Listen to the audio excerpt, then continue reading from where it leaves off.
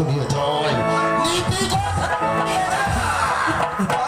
আমি বলছি কি মহারাজ, আরে পাগলে কি না আর ছাগলে বা কি না খায়, এই কথা ভেবে আমাদের সময় নষ্ট করে যাবে না মহারাজ। বেশ মহারাজ একদম সত্যি কথা বলে, একদম খাঁটি কথা বলে গেল। সত্যি কথা মানে মানে আরে পাগলে যা বলে গেল তা কখনো মিথ্যা হবে না।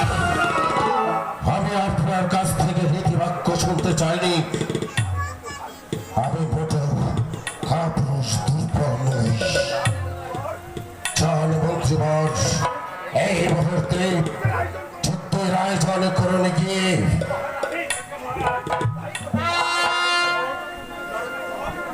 আর গোসাই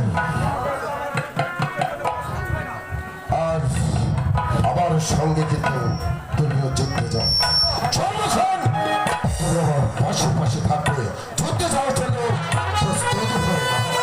মহারাজ আমি বলছিলাম কি মহারাজ, আমি যুদ্ধে তো যাবই, আপনার আদেশকে অমান্য করতে পারি, তবে একটি কথা, কি কথা?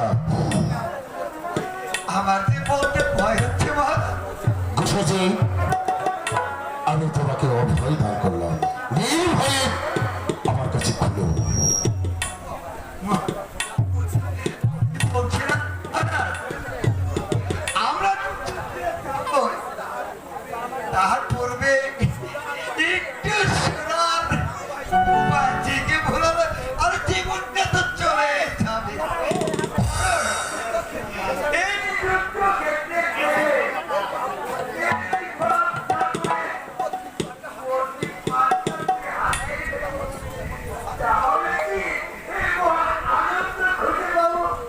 গোসাইজি, আপনার প্রস্তাবটা আমি ফেলে দিতে পারছি না।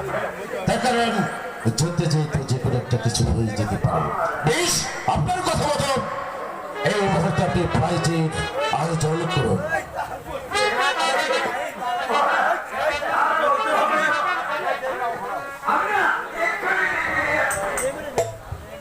মন্ত্রীধর, বলুন মহারাজ, আমি বলুন। যাব শান্তিপুর সেই অজয় রাজার সাথে যুদ্ধ করতে। হ্যাঁ। এটাই হবে আমার জীবনের শেষ এবং বিজয় নিশান।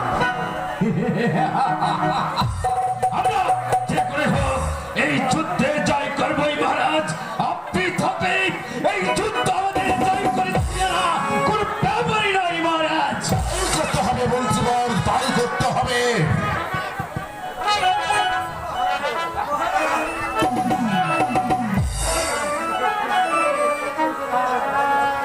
বাজিগান, তোমাদের নুপুরের ঝংকারে আমার এই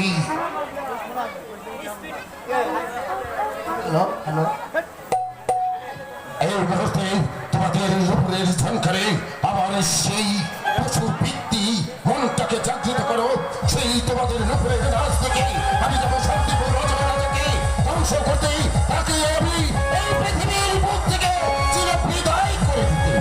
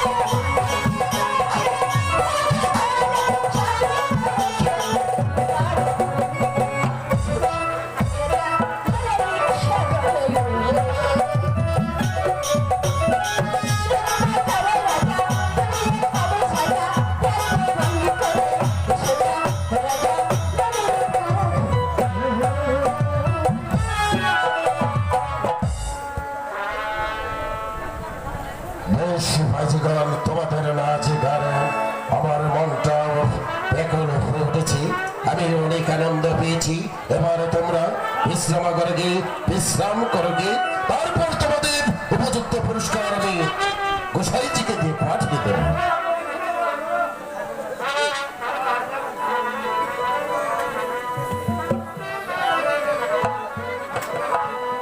বন্ধুবার, বলুন মহারাজ বলুন। আমি যাব সেই শান্তিপুর রাজা অজয় সিংহের সাথে যুদ্ধ করতে। তাকে পরাস্ত করে আমি ছিনিয়ে আনবো আমার জীবনের শেষ বিজয়। হবে মহারাজ, আর দেরি না করে এই মুহূর্তে আপনাকে যুদ্ধের সাথে সাথে দিচ্ছি। চলুন মহারাজ। গোসাইজি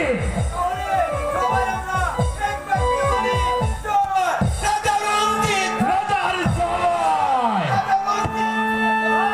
বেশ, বন্ধুগণ, বলুন মহারাজ। আমার আদেশ পাঠই আপনি শত শত সৈনিকদের নিয়ে যুদ্ধের মধ্যে ঝাঁপিয়ে পড়বে, এটাই হচ্ছে আমার আদেশ। ঠিক আছে মহারাজ, আমরা তাই যাব মহারাজ।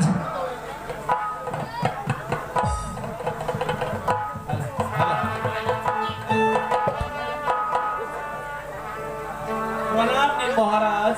কে তুমি এবং আমার কাছে তুমি কি চাও? কি জন্য তুমি আমার শাহী দরবারে উপস্থিত হয়েছ? বলো, কে তুমি? মহারাজ, আমি একজন আপনার গরিব প্রজা মহারাজ। আমাকে আমাকে কিছু ভিক্ষে দিন মহারাজ। ভিক্ষে, ভিক্ষে?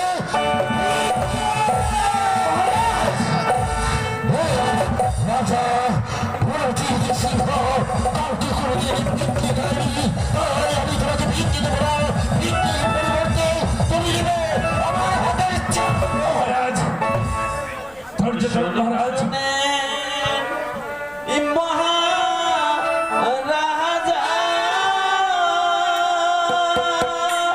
ইয়া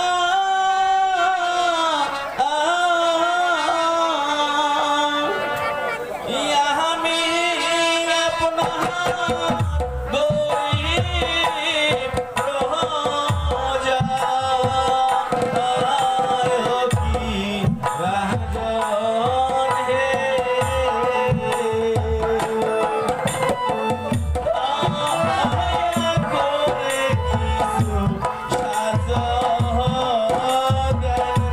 করে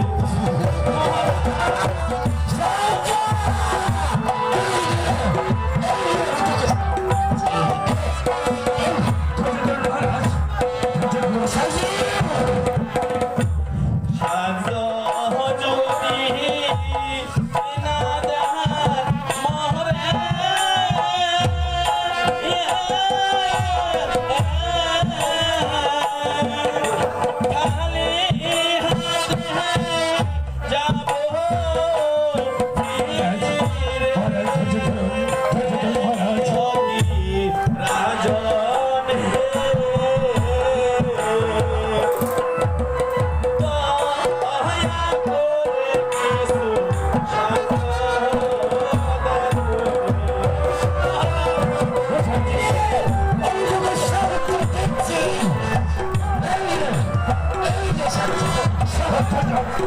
মহারাজ আমরা শুনে দেখি মহারাজ। এই তিন দিন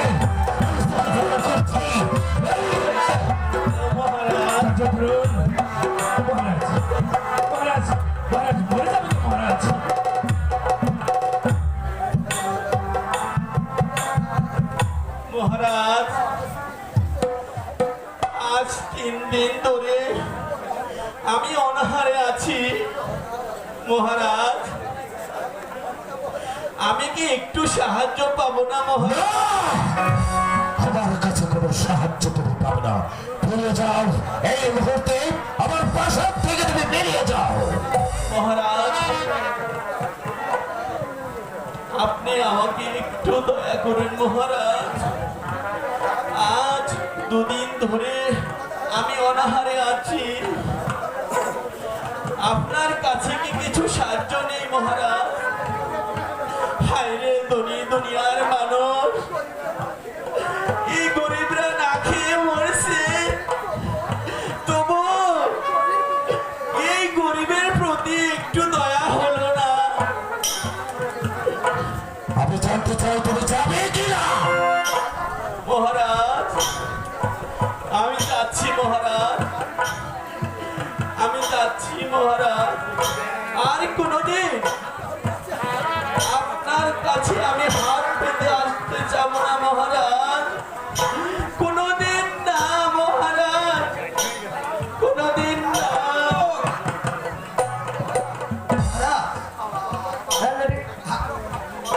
আমার অপরাধ ক্ষমা করুন মহারাজ।